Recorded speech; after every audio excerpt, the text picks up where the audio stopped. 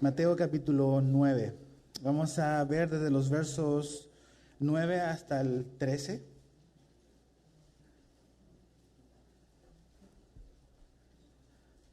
Mateo capítulo 9, verso 9 al 13.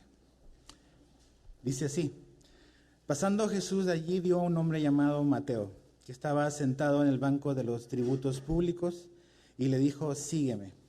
Y se levantó y le siguió. Y aconteció que estando él sentado a la mesa en la casa, he aquí que muchos publicanos y pecadores que habían venido se sentaron juntamente a la mesa con Jesús y sus discípulos. Cuando vieron esto, los fariseos dijeron a los discípulos: ¿Por qué come vuestro maestro con los publicanos y pecadores? Al oír esto, Jesús les dijo: los sanos no tienen necesidad de médico, sino los enfermos.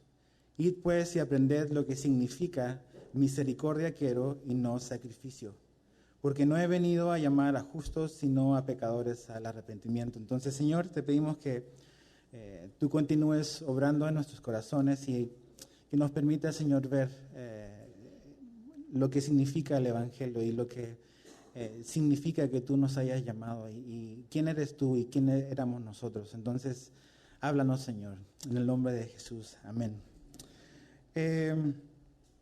Mateo es un hombre que quizás no mucho, o no sabemos mucho de él, no es de los, siempre de los protagonistas, Pedro, Juan, Andrés o Judas, es Mateo, lo conocemos como el recaudador de impuestos. Pero realmente no hay mucha información sobre él, pero creo que aquí en el Evangelio que él escribe y él como que relata su testimonio, podemos como que ver muchas cosas de este hombre y como que ver quién es Jesús y ver cómo nos podemos ver reflejados en Mateo nosotros. Ahora, si ves un poco lo que está ocurriendo es que básicamente Jesús está en Capernaum. Esa es como su base de operaciones. Jesús ha estado enseñando, ha estado predicando en esta ciudad. Es como su base de operaciones. Entonces, dice que mucha gente venía y quería escucharlo, que la fama de Jesús había crecido más y más, y estaba en el pueblo y Jesús había estado haciendo milagros. De hecho, Jesús, cerca de esta historia, sana a un paralítico. ¿Se acuerdan del paralítico que entra por el techo? Es todo en ese momento, ¿no? Y es alrededor del mar también. Entonces, Jesús está básicamente mostrando y dando las buenas nuevas del Evangelio. Y hablando de la salvación y hablando de que el reino de Dios se ha acercado. Pero la pregunta es, ¿hasta dónde llega el Evangelio? O sea, ¿qué tan grande es o qué tan capaz es el Evangelio de Jesús de salvar y rescatar? Entonces, sí, Jesús tiene el poder para sanar a un paralítico, pero ¿hasta dónde llegan los alcances del Evangelio para salvar a un hombre? Y creo que la historia de Mateo entra ahí a la perfección, porque nos habla de hasta dónde está dispuesto Jesús a ir para salvar a una persona. ¿Qué tipo de personas son las que son salvables, ¿no? Y Mateo es un buen ejemplo. Entonces dice el verso 9, dice que Jesús pasando por allí vio a un hombre llamado Mateo, que estaba sentado en el banco de los tributos públicos, verso 9. Y en ese versículo hay muchísimas cosas que podíamos como que ver. Pero en la historia de Mateo, creo que algo muy, muy importante. Talí nos hablaba de este Juan que a veces como que hemos idealizado o hemos sido como que bien benevolentes y hemos sido bien duros con Pedro, ¿no? Siempre Pedro. Una persona decía que en el cielo va a haber una fila bien larga de todas las personas que le van a tener que pedir perdón a Pedro. Entonces, Juan también tenía bastantes cosas, ¿no? Pero Mateo, la vida de Mateo es ¿quién era él? Ahí está lo interesante, ¿quién era él? Entonces, ¿cuál era el trasfondo? Quiero que veamos como que el trasfondo de Mateo, su llamado, su respuesta y el impacto que causó Jesús en su vida. Entonces, ¿cuál es su trasfondo? Está ahí en el verso 9 y dice que este hombre estaba sentado en el banco de los tributos públicos. Su vida personal, este es un hombre que se llama Mateo. En otros evangelios aparece mencionado como Leví. No sabemos si tenía dos nombres o si Jesús fue el que le dio el nombre de Mateo. Lo que sí sabemos es que su nombre es un nombre que tiene una connotación espiritual y religiosa. Leví, ¿no? Leví era la tribu que tenía que ver con los sacerdotes, y probablemente cuando Leví nació, pues su mamá tenía muchas expectativas para él, ¿no? Este va a ser un niño, como suelen hacer las mamás o los papás, dice, este hombre va a ser un hombre de bien, va a hacer esto, y a veces eligen nombres relacionados con eso. De hecho, mi hijo se llama Matías, es regalo de Dios porque es un nombre que tiene importancia para nosotros como papás. Seguramente que Leví también era alguien importante para su familia y cuando él nació le pusieron este nombre. Ahora, eso relata o nos indica que Leví o Mateo creció en una familia con convicciones religiosas, en una familia o en un hogar donde él creció escuchando las cosas del Antiguo Testamento. ¿Y por qué decimos eso? Porque cuando tú estudias el Evangelio de Mateo te vas a dar cuenta que él es, su Evangelio es el Evangelio que hace más referencias al Antiguo Testamento. Muchísimas referencias al Antiguo Testamento. Y eso te habla de que Leví conoció el Antiguo Testamento no siendo un publicano, sino que lo aprendió en su casa. Entonces Leví seguramente creció como un niño y fue a la sinagoga y escuchó las historias del Antiguo Testamento, de todo lo que Dios había hecho. Le pusieron un nombre bíblico, ¿no? Así como que ese va a santificar a tu hijo cuando le pones un nombre de la Biblia. Entonces, pero no, Leví tomó otro camino, tomó un camino diferente. ¿Y qué es lo que vemos? A un hombre que llega a esta época en su vida que probablemente tiene un gran descontento espiritual. A pesar de todo lo que él aprendió, de todo lo que lo oyó siendo un judío, a pesar de todas quizás las enseñanzas que aprendió en su hogar, como que no calzaba o no cuadraba lo que él veía en la escena religiosa de Israel de su época. De hecho, en el Evangelio de Mateo, él menciona una palabra más que creo que toda la Biblia junta, es la palabra hipócrita. No porque él la haya inventado, sino porque esa palabra resonó muchísimo en la mente y en el corazón de Mateo oírla de Jesús. Entonces podríamos decir que este es un hombre que tiene un descontento espiritual, que a lo mejor creció en un hogar escuchando la ley de Dios, con su mamá con muchas expectativas para con él, como a lo mejor tu familia tenía muchas expectativas respecto a ti. O a lo mejor como tu familia tiene muchas expectativas todavía de ti. Va a ser así, va a ser acá, a lo mejor las cosas se dieron de una manera, pero tomaste ciertas decisiones en tu vida que te llevaron por un camino equivocado, como sucedió en la vida de Mateo. Y este hombre estaba con un desencanto. La palabra hipócrita es una palabra que resuena en el Evangelio de Mateo, porque él veía seguramente pues que los sacerdotes pues hacían lo que querían, robaban, era todo un show, un montaje, la cosa espiritual. Y él dijo, pues, ¿para qué ser hipócrita? Mejor soy ladrón y no tengo ninguna vergüenza, ¿no? Voy a ser un recolector de impuestos. Voy a dedicarme a esto. Y terminó como publicano, como un hombre que recauda impuestos. Esa es su vida personal, lo poco que a lo mejor podíamos como que tratar de entender un poco de este hombre. Pero el aspecto profesional, ¿no?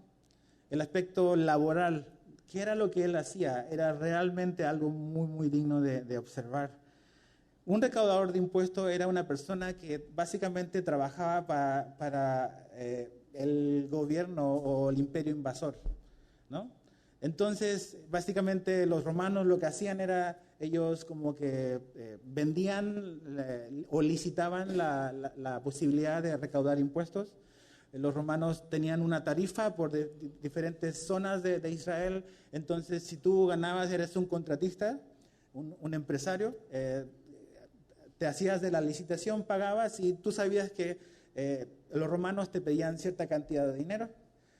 Y todo lo que tú pudieses ganarle iba para tu bolsa, básicamente. Entonces eso generaba que realmente estos hombres fuesen conocidos y reconocidos por ser hombres que abusaban, por abuso de poder, por hombres seguramente llenos de avaricia, amor al dinero y obviamente odiados por la gente. Eran odiados por la gente, porque eran personas que estaban trabajando y sirviendo pues al gobierno invasor, a los romanos. Ahora, es interesante porque este hombre está en Capernaum, ¿no?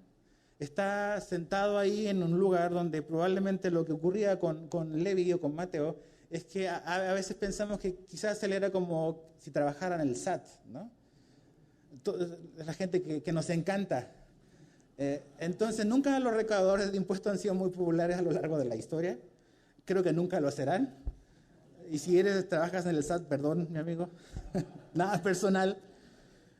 Pero dice que él estaba sentado, dice, en el banco de los tributos públicos.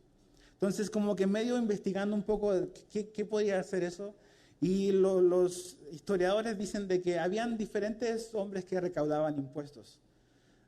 Habían impuestos para todo, ¿no? Como hoy también hay impuestos para todo. Pero habían unos que lo que eran básicamente era una especie como de aduana. Y que ellos cobraban impuestos cuando tú te querías desplazar de un lugar a otro. Entonces probablemente se cree que Mateo era de ese tipo de recaudador, un recaudador que estaba en un lugar estratégico donde habían rutas donde la gente iba y pasaba y él decía, ¿sabes qué? Llevas X cantidad de esto, te voy a cobrar esto, ¿no? Y ellos arbitrariamente podían cobrarte por lo que ellos consideraban. Era un lugar público, un lugar donde habían cruces de carreteras, un lugar donde había negocios también, donde se sacaba producción para otras partes. Capernaum era un puerto, había una actividad pesquera ahí, los discípulos estaban ahí. Eso quiere decir probablemente de que Mateo tenía cierta noción o ubicaba al menos a los otros pescadores, los discípulos. A Pedro, a Juan, los debe haber ubicado porque seguramente les cobró impuestos a ellos. Ahora, la visión judía en contra de los recaudadores de impuestos los odiaban a muerte, realmente. Eran personas despreciables para ellos, eran odiados, eran marginados socialmente. Era una vergüenza familiar ser recaudador de impuestos. Yo me imagino como que la mamá de Leví en algún momento, oye, ¿a qué se dedica tu hijo? No, pues trabaja para el gobierno, ¿pero en qué? Pues como que no da mucha información porque realmente traía como una deshonra y una vergüenza familiar, ¿no? No solamente eso, sino que también estaban descalificados en muchísimas cosas de la vida cotidiana de la vida de Israel. No podían optar a ningún tipo de cargo relacionado con el sistema judicial. De hecho, su testimonio no tenía ningún valor en un juicio, porque eran mentirosos, porque no tenían un testimonio creíble. Y no solamente eso, estos hombres habían sido completamente desechados de toda la vida espiritual y religiosa de la vida de un judío normal. Entonces ellos no tenían ningún contacto con nada que fuese espiritual y religioso porque eran desechados. Y ese es Mateo, ¿no? Ese es este hombre, considerado por muchos como un traidor. Toda la gente hablaba mal de ellos, a veces a espaldas, muchas veces en su cara. Es como a veces hablamos de nuestras autoridades, hablamos mal, ¿no? Siempre encontramos acá esto, lo otro, y a veces se nos olvida de que esa gente tiene familia, que tiene un corazón, y como que las opiniones no importan. Sí, las palabras sí duelen. Entonces, pero ya, ¿qué más, no? O sea, Mateo dice, pues es lo que soy, estoy orgulloso de lo que soy a lo mejor, tengo dinero, pero realmente eran vistos con desprecio por los religiosos. De hecho, mira lo que dice Lucas, el doctor Lucas en el capítulo 18, verso 10 al 11. Este era como los religiosos de la época de Jesús veían a los recaudadores de impuestos. Lucas 18, verso 10 al 11. Dice, 2 hombres subieron al templo a orar. Uno era fariseo y el otro publicano. Dice, el fariseo, puesto en pie, oraba consigo mismo de esta manera. Dios, te doy gracias porque no soy como los otros hombres, ladrones, injustos, adúlteros, ni aun como este publicano. Ahí está. O sea, ellos tienen su propia categoría, su propio hashtag, ¿no? Publicano. Y así, ¿no? Y este hombre, este fariseo lleno de orgullo, él identifica muy bien en su mente cuáles son las categorías peligrosas y las categorías de las cuales él nunca quisiera ser, y una de esas es un publicano como Mateo. Si tú fueses un judío de esta época, no querrías por ninguna razón que tu hija se casara con un publicano. Y aún y que fuese creyente, lo pensarías probablemente, ¿no? Ese es Mateo. Entonces Mateo está ahí, está cobrando los impuestos, está trabajando, y aparece Jesús. Jesús ha estado ahí. Yo pienso que Mateo ya sabía de Jesús. Esa es mi opinión, mi convicción personal. Capernaum no es una mega ciudad, es un pueblo. Jesús lo usa como base de operaciones. Jesús ha hecho muchos milagros en Capernaum, ha predicado, ha enseñado, mucha gente viene. Probablemente Mateo sabía más o menos a lo mejor quién era Jesús, pero eso no nos debe dejar de maravillar su respuesta y su reacción. Entonces dice, pasando Jesús por allí, vio a un hombre, y aquí vemos su llamado. Y lo que me encanta es que ¿te acuerdas el día que conociste a Jesús? ¿Te acuerdas de ese día? O sea, cuando Mateo estaba escribiendo esto, es como recordar ese día que su vida cambió. Él está escribiendo su testimonio. Los que han tomado el navegante, ¿se acuerdan cuando tienes que hacer tu testimonio? No tu testirollo, tu testimonio. Mateo está recordando ese día cuando Jesús se cruzó en su vida y cuando su vida cambió. Y él dice algo importante, algo que me llama mucho la atención. Dice, pasando Jesús allí, vio a un hombre. Vio un hombre. Entonces eso no es significativo, es muy significativo. Porque cuando la gente veía a Mateo, decía el publicano, el estafador, el otro, todas las etiquetas, todas las categorías que habían creado con ellos. Pero cuando Jesús lo ve a Mateo como un hombre. Es un hombre. O sea, vamos a poner las etiquetas que el mundo nos pone a un lado. Eso es irrelevante. A lo mejor creciste con una etiqueta, ¿no? Que eres así, que eres un flojo, que nunca vas a progresar, que lo que sea, que eres flaco, que eres gordo. Todas estas etiquetas que en cierta manera han marcado tu vida.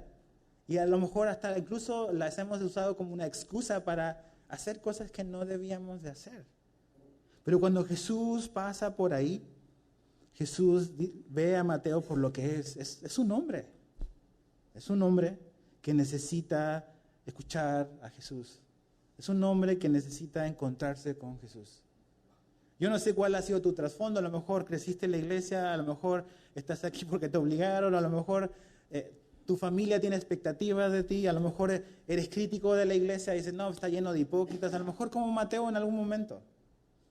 Pero eso es porque no has conocido a Jesús, porque tus ojos no están en Jesús. Mateo necesitaba ver y encontrarse con Jesús. Eso iba a cambiar su vida. Y este hombre que a lo largo de toda su vida, toda la gente lo había despreciado, que toda la gente lo veía con un ceño fruncido, que toda la gente hablaba a sus espaldas y en su cara de todo lo que a lo mejor ellos se iban a morir. Aquí Jesús no solamente no lo desprecia, sino que lo ve por lo que es y lo llama. Como un día te llamó a ti. Como un día nos llamó a nosotros. Jesús puso su mirada y sus ojos en ti y te llamó y te invitó a seguirlo. El llamado de Jesús es interesante porque sus palabras son básicamente, él le dijo, sígueme. Es todo. Su llamado es claro, es conciso, es directo, es un mandamiento, es un mandato, pero es muy, muy sencillo. Jesús no dijo, a ver, voy a buscar un mensaje relevante para ver si le llego a Mateo por el lado que él pueda responder. No, realmente le dijo, sígueme. El mismo mensaje que le dijo a los pescadores, ven, sígueme, es el mismo mensaje que Jesús le da a este hombre que ha sido rechazado, que los religiosos no tienen ningún interés en él, que no hay cabida para él en el mundo religioso. Jesús lo ve y le dice, sígueme. Esa palabra sígueme es tan importante porque es la invitación que Jesús sigue haciéndonos todos los días a nosotros, a ti y a mí. Sígueme. Sígueme es como si Jesús le hubiese dicho a Mateo, Mateo, acompáñame. Estemos en el mismo camino juntos. Esa es la invitación de Jesús. A caminar con Él en su camino. A dejar nuestros caminos. ¿Ves? El camino de Mateo era este. el que él había decidido, ¿no? Soy rechazado por la sociedad, no importa. Voy a hacer dinero, tengo mi propio negocio, no importa si no tengo familia, no importa si la gente habla mal de mí, no importa el testimonio que doy, no importa, total, pues se trata de mí, nada más de mi vida. Pero Jesús lo ve y lo ve con otros ojos y se fija en él y lo invita. El que quizás tenía todos los argumentos para rechazar es el que hace la invitación. Y esas cosas empiezan a cautivar y a cambiar el corazón de Mateo. ¿Cómo me vas a llamar a mí? O sea, ¿no sabes quién soy? ¿No sabes cómo me ve la gente? ¿No sabes lo que la gente dice de mí? Si fuéramos sinceros y como que viéramos la vida de los discípulos o viéramos nuestra propia vida, ¿qué probabilidades realmente hay de que fuésemos llamados? ¿No? A veces realmente vivimos en las nubes y pensamos de que teníamos que ser llamados, porque mira lo que se está perdiendo Jesús, ¿no? Tengo mucho que ofrecer, tengo esto, tengo lo que sea.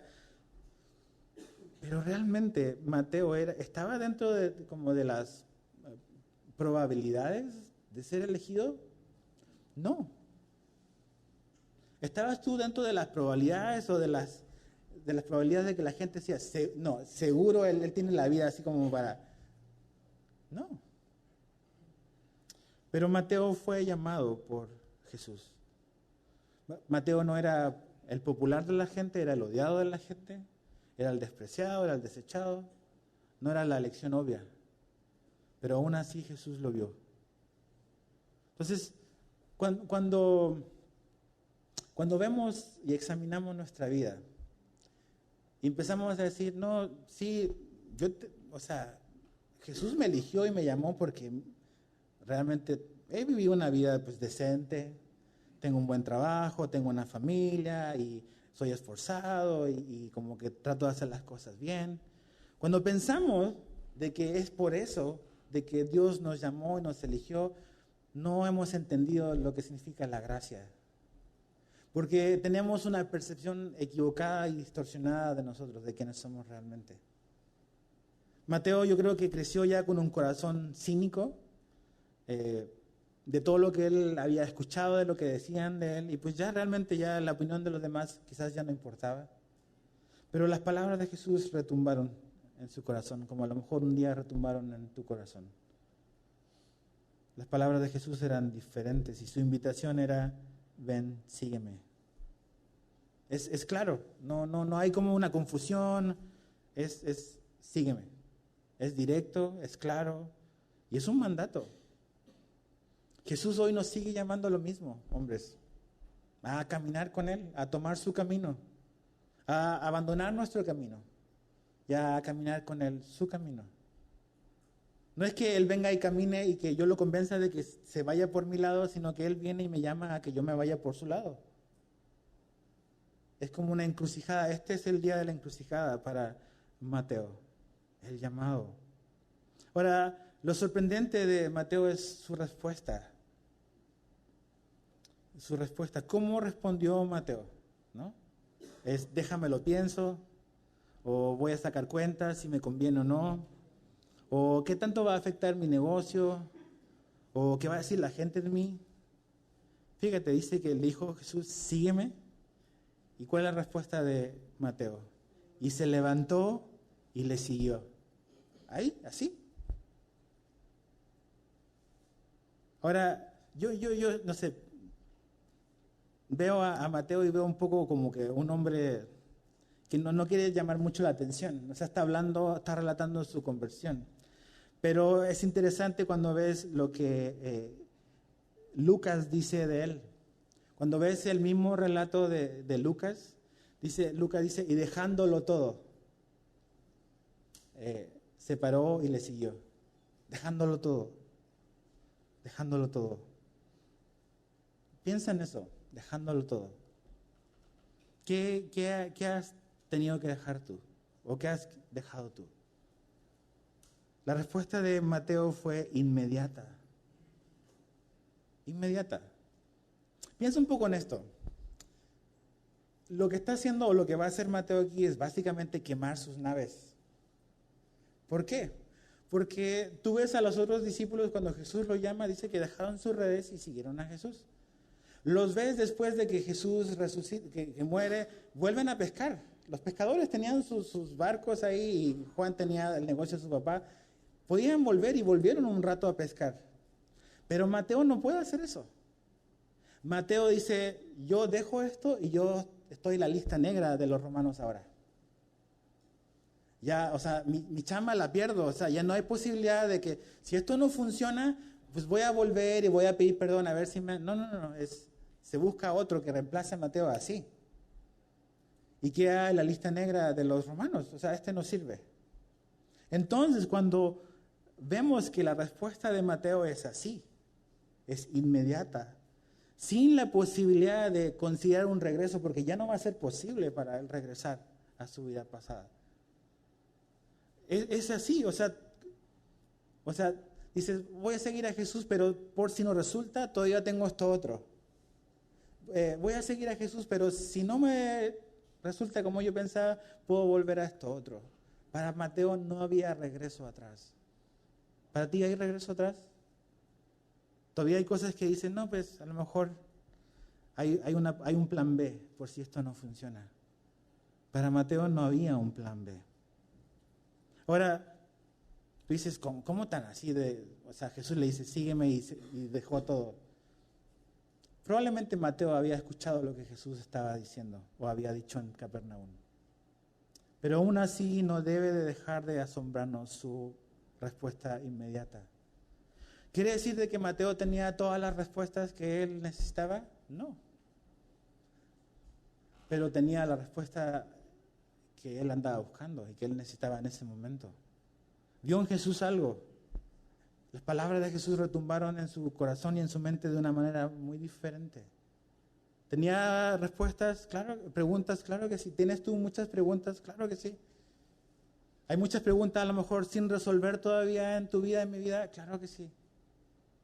Pero nuestras dudas y nuestras preguntas, en lugar de alejarnos de Jesús, deben de llevarnos a Jesús.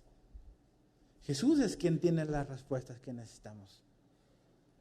Y Mateo dejó todo. Es total. Lo que no había llenado, lo que a lo mejor Mateo había criticado de los religiosos hipócritas, que tienen una apariencia de ser hombres de Dios, pero no lo son. Jesús era diferente. Jesús no es como cualquier otro hombre, es diferente. No es nada más un hombre espiritual, es el Hijo de Dios. Y sus palabras son vida. Y Mateo ya no tiene excusas, o sea, ya no puede meter a Jesús. Hay mucha gente, a lo mejor tú muchas cosas le has echado la culpa a los cristianos, que la iglesia me hizo esto, que la iglesia está llena de hipócritas, que por eso ya mejor no me congrego, de que ya mejor no voy a servir porque me dijeron esto. Tienes los ojos en el lugar equivocado, mi amigo. A lo mejor donde los tuvo Mateo muchos años, en los hipócritas. Pero hasta que vemos a Jesús, cuando entendemos realmente dónde debemos de mirar y a quién debemos de seguir. ¿Le siguió perfectamente? ¿Nunca más volvió a fallar Mateo? No, tú y yo tampoco seguimos perfectamente. Pero ahí vamos, siguiendo, caminando, aprendiendo, tropezándonos, levantándonos, caminando cerca de Jesús, caminando su camino que Él nos dejó. De hecho, es Lucas 5, 27 al 28. Lucas da más información de Mateo. Mateo es como un hombre más humilde. Yo no voy a hablar mucho de mí, voy a decir que nada más me dijo que le siguiera y me levanté y le seguí. Pero Lucas dice, después de estas cosas salió y vio a un publicano. ¿Ves? La etiqueta, el publicano. Leví, sentado en el banco de los tributos, y le dijo, sígueme, y dejándolo todo, se levantó y le siguió. Dejarlo todo es algo que debe de ocurrir en nuestro corazón primero. Siempre me ha llamado la atención que Lucas dice, y dejándolo todo, primero. Después dice, se levantó, segundo, y después dice, le siguió. Claro, es algo que pasa todo así como seguido, en el mismo instante, pero Lucas pone al dejarlo todo como en primer lugar. Y pensaba en eso. Que realmente el cambio donde debe de ocurrir en ti y en mí es en el corazón primero. No es que yo hago algo y mi corazón lo va a seguir, es mi corazón va a decidir y mis pies le van a seguir. Dejarlo todo es una decisión del corazón. ¿Qué has decidido tú en tu corazón? ¿Qué has decidido respecto a Jesús? Dice, mi vida la dejo atrás. Eso es seguir a Jesús. Mi vida pasada queda atrás, ya voy a caminar. Levantarse es tomar una acción. Tomar una acción. No basta simplemente con quedarnos con una decisión del corazón. O sea, una decisión siempre debe reflejarse en una acción. Y dice que se levantó. Dice, y le siguió. La idea es de que le siguió constantemente. ¿Cómo sabes si estás siguiendo a Jesús? Pues hoy estás aquí. Estás queriendo seguir a Jesús. Dicen, no, es que pues, sí, he tenido mis tropezones y esto y lo otro. Pues sí, como todos, pero pues aquí estás y estás siguiendo a Jesús. Estás queriendo caminar con Él. Eso ya es muy, muy bueno. A veces como que, o sea, cuando ves la vida de los apóstoles, de los discípulos, es bueno estudiarlos así, porque te das cuenta que realmente a veces como que los ponemos que son como de otro planeta, y sí son importantes, ¿ok? Como decía, estaba platicando con Talicia, ellos son el fundamento de la iglesia, claro que lo son, pero son hombres de carne y hueso también como tú y yo. Son hombres que fallaron, hombres que tenían un pasado bastante cuestionable, como Mateo, pero caminaron con Jesús. Y eso es lo importante, esa es la invitación, es sígueme, camina con Él. Pero cuando Mateo se paró y se levantó y respondió inmediatamente al llamado de Jesús, Mateo comprendió que seguir a Jesús significaba no quedarse en el mismo lugar donde él estaba. Eso es muy importante. Seguir a Jesús significa que donde tú siempre has estado lo tienes que dejar atrás. Ya no puedes seguir estando en el mismo lugar, ya no puedes seguir haciendo las mismas cosas, porque ahora estás siguiendo a Jesús. Jesús te está llamando a dejar eso y a venir y a seguirlo a Él. Entonces Mateo entendió eso. Cuando Dios te llama, nunca vas a quedarte tal cual estás. Ahora, cuando Jesús te llama, puedes tomar dos decisiones. Puedes aceptar y avanzar y dejas el lugar donde estabas, o puedes rechazar y volver atrás. Pero realmente cuando Jesús nos llamó, cuando Jesús te llamó, ese llamado de seguirlo implicaba, y está implícito, el dejar algo atrás. El que Mateo ya su vida iba a cambiar, su vida cambió. Ya no podía ser el hombre que le robaba a la gente, ya no podía ser el hombre que estafaba acá, ya no podía ser el hombre avaro. Jesús lo iba a transformar, pero eso necesitaba quedar atrás. Y tú y yo como hombre, cuando decidimos seguir a Jesús, significa que seguirle a Él significa que vamos a dejar de ser como éramos. Que Dios nos está llamando a dejar cosas atrás. Si tú eres un cristiano, si yo soy un creyente y estoy caminando con Jesús, yo y tú no puedes seguir siendo el esposo que eras el día que te casaste. No podemos seguir siendo los hombres que éramos el primer día o el primer año que nos casamos. O sea, deben haber cambios en nuestra vida. No porque sí voy a cambiar y como que un asunto de autoayuda, sino porque el hecho de seguir a Jesús, Él nos va transformando. Pero Mateo entendió de que en la decisión de seguirle hay implícito algo que hay que dejar atrás. Ahora, lo que tenemos por delante es infinitamente superior a lo que estamos dejando atrás. O sea, esta vida de Mateo como que siendo apuntado, señalado, el hombre odiado del pueblo, realmente era el hombre odiado de Capernaum, yo creo. O sea, nadie quería estar cerca de él, el aborrecido de la ciudad.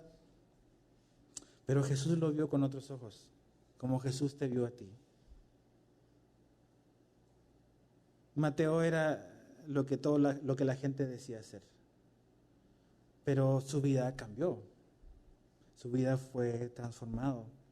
Y el llamado de Jesús es sígueme, sígueme ahora. No es, Mateo, voy a pasar una semana y te voy a dar chance para que lo pienses. En una semana hablamos. No, es sígueme ahora. El día de tu salvación, Mateo, es hoy. No es mañana. Y el día de tu salvación para quien sea que estés aquí es hoy. No es lo voy a pensar, voy a ver, voy a sacar cuentas. O sea, ¿quién te está invitando? ¿No? ¿Quién es el que te está diciendo, ven, sígueme? Piensa en eso. El llamado es ahora. Ahora, ¿cómo impactó eso en la vida de Mateo? Fíjate el verso 10. Mateo 9, verso 10 dice, y aconteció que estando él sentado a la mesa en la casa, he aquí que muchos publicanos y pecadores, parece que son sinónimos, ¿te das cuenta? Publicano y pecador, como que sinónimos, como que buenos hermanos ahí, que habían venido, se sentaron juntamente a la mesa con Jesús y sus discípulos. Cuando ves los otros evangelios, te das cuenta de que lo que hace Mateo es que él arma una comida, ¿no? Básicamente arma una comida. Yo trato de como que imaginar un poco cómo debe haber sido ese momento. Acuérdate, Mateo, recaudador de impuestos, en Capernaum. Ahí públicamente hay una oficina de él, ¿no? De su franquicia. ¿Y quién vive en la misma ciudad? Pues Pedro, ahí tienen su negocio. Entonces, seguramente Mateo conocía a estos hombres. Entonces, oye, ¿qué onda con Pedro y con Juan, que hace rato que no los veo? A lo mejor me imagino las conversaciones de Mateo con otro recaudador. No, pues ya dejaron el negocio. Ya están siguiendo un tal Jesús. ¿Así? ¿Un Jesús? Sí. Y Mateo también conoce a este Jesús. ¿Y qué es lo que quiere hacer él ahora? Quiero que la misma gente que es como yo también pueda conocer a Jesús. ¿Y qué es lo que hace? Hace una comida. De hecho, en Lucas ves que es una gran fiesta. Y él quiere impactar a la gente que es como él. Él quiere que ese Jesús, que él tuvo ese encuentro con él, también otros que son igual que él, que es el mundo con el cual él se rodea, el mundo en el cual él está inmerso, también pueda conocer a Jesús. Y invita a Jesús a su casa. ¿Te imaginas esa escena? Así como que de repente hay una tremenda fiesta en la casa del hombre que todos aborrecen, el que hace las mejores fiestas del pueblo, que trae a los músicos de afuera, que tiene los recursos para hacer eso, y está la música fuerte. No es así, pero están todos ahí y Jesús está ahí adentro. Y la lista de invitados, o sea, son todos los delincuentes de su época, la gente que todos quieren evitar. Están en la casa con Mateo. Y Jesús está sentado ahí en la mesa con ellos. Dice que hay muchos publicanos y pecadores. Dice que habían venido, se sentaron juntamente a la mesa con Jesús. Mateo está sentado ahí. Y siempre que ves una mesa y ves comida, es comunión, compañerismo. Nosotros somos súper pulcros, comemos en nuestro propio plato, en Occidente, con nuestros propios tenedor, todo el rollo, en tu propio vaso. Pero las comidas en Oriente no son como acá. Tú metes la mano, otro mete la mano ahí, te pasan el vaso, o sea, así, el intercambio de fluidos fluye, ¿no? Y Jesús está en la mesa y está haciendo eso con esta gente. Esta gente, nosotros diríamos, la chusma, ¿no? Los religiosos, no, mira con qué, un escándalo, un shock. Y Mateo está, este hombre que veía al mundo religioso como una bola de hipócritas, está sentado con Dios hecho hombre al lado. El hombre que había sido despreciado por todos los religiosos es aceptado por Dios. Y Dios está sentado en su mesa. Eso es comunión, es compañerismo. Y eso es lo que Jesús quiere contigo, hombre. Antes de que tú seas el esposo que tu esposa necesita, antes de que seas el papá que tus hijos necesitan, antes de que tú seas el trabajador que tu empresa necesita, tú necesitas sentarte con Jesús primero. Ahí tengo que estar sentado. Es comunión. Los discípulos antes de salir al mundo tuvieron que pasar tiempo con Jesús. O sea, no podemos dar nada que no tenemos. Y muchas veces, o sea, está bien servir y Mateo como que sirve a Jesús. O sea, su salvación se vio reflejada en un anhelo de tener mayor comunión con Jesús. O sea, quería estar con Jesús. Vente a mi casa, te invito. O sea, tengo esta fama, pero ven. Y Jesús dice, ok, Jesús, ¿sabías que tú no le das vergüenza? O sea, Jesús no tiene ningún problema en decir que te salvó y te rescató, aunque eso pueda manchar su testimonio. Isaías dice que Él no se avergonzó de los que salvó. Entonces está ahí sentado y hay comunión, y eso es lo que Jesús quiere contigo y conmigo. Comunión, compañerismo, sentarme, disfrutar de la relación que tenemos. También la salvación significa para Mateo que él sirvió a Jesús con lo que tenía, con sus recursos. Pero sobre todo, creo que lo que él quiere es salvación para otros. Salvación para sus cercanos, salvación para el mundo en el cual él vivía. ¿Y a quién invita? A los que son de la misma clase que él. No se nos menciona si Mateo tenía familia, tenía esposa o no, o hijos, pero sí tenía muchos amigos que eran tal cual él es. Esos amigos que nunca iban a ir a una sinagoga, que nunca iban a ir a una iglesia, que nunca iban a ir a un lugar así, estaban en la casa de Mateo sentados con Jesús. Tu vida, tu casa, tu hogar debe ser una plataforma para la salvación de otros. Primero, para la salvación de tu mundo cercano. Mateo quiere alcanzar a los que son como él. ¿De dónde te sacó Jesús? ¿De dónde te sacó? ¿Cómo ves ese mundo? Sí, yo entiendo que a veces, o sea, dejamos atrás, ¿no? Y a veces sí, tenemos que ser sabios, a veces no podemos regresar porque podemos tropezar, pero tampoco tenemos que como que voltear la mirada y decir, mira, yo era como esos y como que ahora estoy mejor y los miro para abajo. No, esa gente de donde Jesús te sacó también necesita a Jesús. Y tú tienes que sentarte con ellos, con Jesús a la mesa. Tú traes a Jesús a la mesa de sus vidas y los traes ahí y los juntas.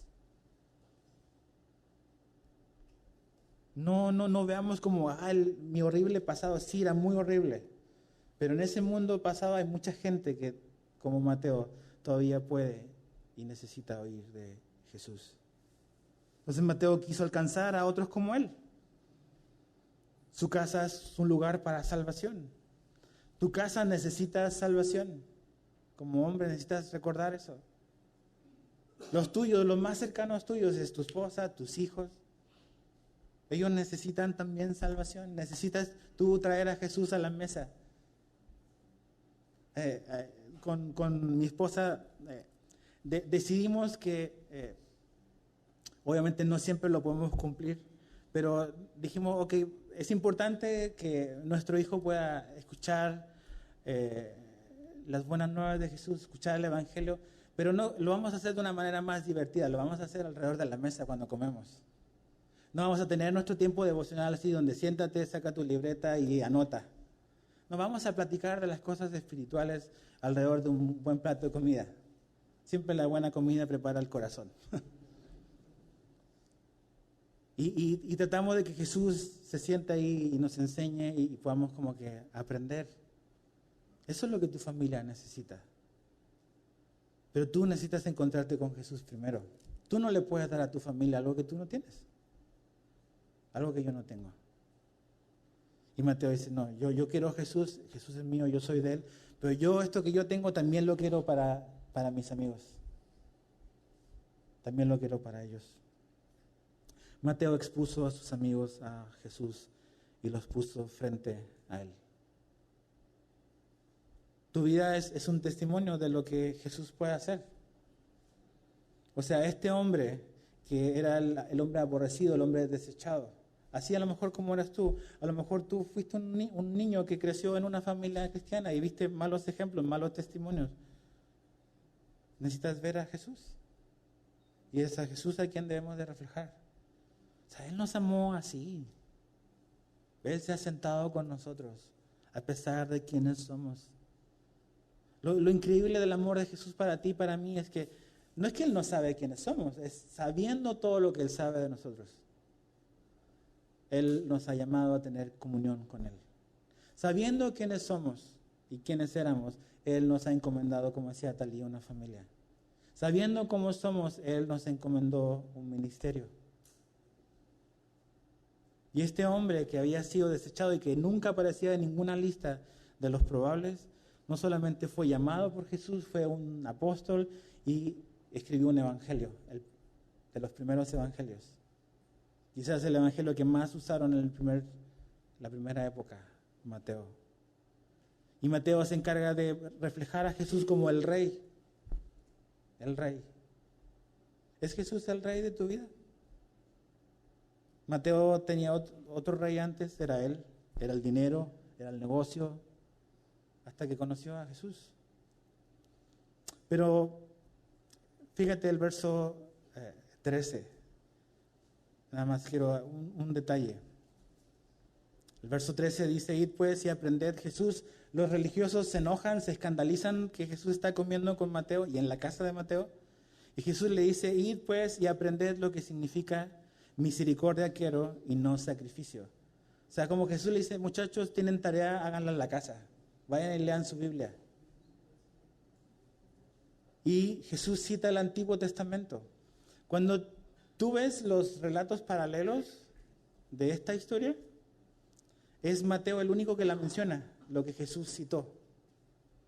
Los otros evangelios dicen, porque no he venido a llamar justos, sino a pecadores al arrepentimiento, como el doctor que viene a sanar, pero es Mateo el que dice que Jesús citó y les habló del Antiguo Testamento. Ahí está otra vez, las referencias al Antiguo Testamento. Mateo conocía estas historias, a lo mejor las escuchó de pequeño, pero las palabras de Jesús cobraron vida. Y lo que impactó a Mateo de Jesús fue precisamente esto. Fue misericordia. O sea, ¿qué podía decir Mateo de Jesús? Muchas cosas podían decirse de Mateo, pero ¿qué podía decir Mateo de Jesús? Yo en Jesús recibí misericordia. Misericordia. Y eso me voló la cabeza y cambió mi vida ese día. Porque sabiendo quién soy, Él actuó con misericordia. Y dice, yo no he venido a llamar justos, sino a pecadores. Para seguir a Jesús necesitamos aceptar su diagnóstico. Y el diagnóstico eso es lo que somos, pecadores. Yo creo que Mateo sabía muy bien quién era él y cómo el mundo religioso a lo mejor lo había etiquetado. Pero no solamente basta el diagnóstico correcto, es la solución correcta, es la misericordia de Jesús. Y Jesús se la dio. Yo no sé hoy tú, pero aquí Jesús dice que Él vino a llamar a pecadores, no a justos. A lo mejor lo que lo que ha mantenido a Jesús lejos de tu vida no es tu maldad, es tu bondad. Es nuestra bondad la que a veces hemos empujado a Jesús lejos. No es nuestra maldad. Ahí está Mateo, todo lo que lees, y Jesús se le acerca. ¿Ves a los religiosos que están juzgando? Ellos se creen buenos y esa es la bondad que repele a Jesús. Entonces, hay gente que dice, no, yo soy, tú no sabes lo que yo he hecho. Jesús nunca me va a poder perdonar. Claro que sí. El problema del pecado nunca ha sido un problema para Jesús, pero nuestra autojusticia sí. Creernos buenos, sí. Eso repele, no permite recibir la misericordia de Jesús. ¿Y qué hizo este hombre? No solamente fue salvado, fue elegido, sino que fue enviado a predicar el Evangelio. Pero un hombre que era así, un hombre cínico, un hombre que no tenía ninguna esperanza para el mundo religioso de su época, Jesús lo miró, lo llamó y lo apartó y le dio un propósito. Ese es el Jesús al cual queremos conocer. Ese es el Jesús que nos llama. Ese es el Jesús que te ama. Ese es el Jesús que te da su misericordia hoy. Oramos. Señor, te damos gracias porque al ver a este hombre podemos quizás muchos identificarnos con expectativas que habían de nosotros. Crecimos a lo mejor de una manera escuchando instrucción, teniendo un trasfondo religioso, pero en algún momento de nuestra vida tomamos otro camino, no el que habíamos aprendido de pequeños, y nos desviamos completamente. Pero tú tuviste misericordia de nosotros y te cruzaste nuestra vida y nos llamaste. Y Señor, hemos respondido y aquí estamos. Quizás no somos lo que debiésemos de ser, pero creemos que no somos lo que éramos. Y confiamos en que el que llama es el que transforma. Y que no es por a quién llama, sino quién es el que llama, el que tiene la capacidad para cambiar. Y ese eres tú, Jesús. Señor, que tu misericordia pueda ablandar nuestro corazón. Que como dice Pablo, es el amor de Jesús el que constriñe mi corazón. Es cuánto tú nos amaste siendo quienes éramos. Y a pesar de lo que nuestro prontuario pueda decir de nosotros, tú nos ves con otros ojos y nos cambias y nos das un nuevo propósito. Entonces, Señor, yo te pido por los hombres que vemos acá, que el impacto que tú has causado en nuestra vida lo podamos dar y compartir con los demás, con nuestra familia, con nuestros amigos. Que tengamos este corazón de este hombre, de este recién convertido aquí, de este nuevo creyente Mateo, que enseguida entendió que una verdad tan grande y un amor tan grande es imposible guardárselo para uno solo. Entonces, Señor, cuando lleguemos a nuestras casas, cuando caminemos contigo, que los demás puedan ver de que tú eres real en nuestra vida. Te damos gracias, Señor, y te lo pedimos todo en el nombre de Jesús. Amén.